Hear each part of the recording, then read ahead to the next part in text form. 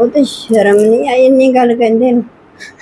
ਆ ਤੂੰ ਕਿੱਦਾਂ ਕਿਹਾ ਇੰਨੀ ਗੱਲ? ਅੰਮੀ ਜੀ ਮੈਂ ਇਹ ਗੱਲ ਕਹਿਣਾ, ਦੋ ਦੋ ਵਿਆਹ ਕਿਹੜਾ ਹੁੰਦੇ ਨੇ ਜੀ। ਭੈਣਾਂ ਧੀਆਂ ਵਾਲਾ ਹੋਵੇ ਨਾ, ਉਹ ਕਦੀ ਕਿਸੇ ਦੀ ਧੀ ਭੈਣ ਨੂੰ ਨਹੀਂ ਕਹਿੰਦਾ। ਤੇ ਉਹ ਭੈਣ ਧੀ ਇਸ ਟਾਈਮ ਦੇਖੋ ਏਸੀ ਦੇ ਵਿੱਚ ਬੈਠੀ ਹੋਈ ਆ, ਅਸੀਂ ਦੋਨੇ ਮਾਂ ਪੁੱਤ ਗਰਮੀ ਚ। ਉਹਦੀ ਕਿਸਮਤ ਨੂੰ ਏਸੀ ਦਿੱਤਾ ਤੇ ਸਾਡੀ ਕਿਸਮਤ ਨੂੰ ਏਸੀ ਨਹੀਂ ਹੈਗਾ। ਨਾ ਪੁੱਤ ਨਾ, ਘਰ ਬਗਾਨੀਆਂ ਪਰਾਈਆਂ ਆਉਣ ਜਾਈਆਂ ਪੁੱਤ, ਕਿਸੇ ਦੀ ਧੀ ਨੂੰ ਐਸੀ ਮਜ਼ਾਕ ਨਹੀਂ ਕਰੀਦੀ।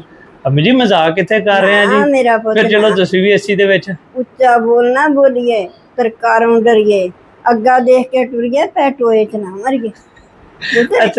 ਅੱਛਾ ਫਿਰ ਮੈਨੂੰ ਇਹ ਦੱਸੋ, ਤੁਸੀਂ ਕਿਉਂ ਨਹੀਂ ਏਸੀ ਚ ਜਾਣ ਦੇ? ਨੌ ਤੋਂ ਡਰਦੇ ਹੋ? ਪੁੱਤ ਮੈਂ ਸਿਆਣਾ ਬੰਦਾ ਆ, ਔਰਤ ਕਹਿੰਦਾ ਬੰਦਾ ਇਨਸਾਨ ਆ। ਮੈਂ ਤਾਂ ਪੁੱਤ ਏਸੀ ਥੱਲੇ ਨਹੀਂ ਪੈ। ਜੇ ਤੁਸੀਂ ਨਹੀਂ ਜਾਣਾ ਤਾਂ ਫਿਰ ਮੈਂ ਵੀ ਨਹੀਂ ਜਾਣਾ ਹੈਗਾ ਏਸੀ ਥੱਲੇ। ਨਹੀਂ ਪੁੱਤ ਤੂੰ ਜਵਾਨ ਜਹਾਨਾ, ਮਾਸ਼ਾਅੱਲਾ, ਅੱਲਾ ਖੈਰ ਅੰਮੀ ਜੀ ਮੈਂ ਕਾਹਦਾ ਜਵਾਨ ਜਹਾਨ ਜੀ, ਤੁਸੀਂ ਤੁਹਾਡੇ ਨਾਲ ਹੀ ਦੁਆਵਾਂ ਨਾਲ ਹੀ ਤੁਰੇ ਫਿਰਦੇ ਆ ਜੀ।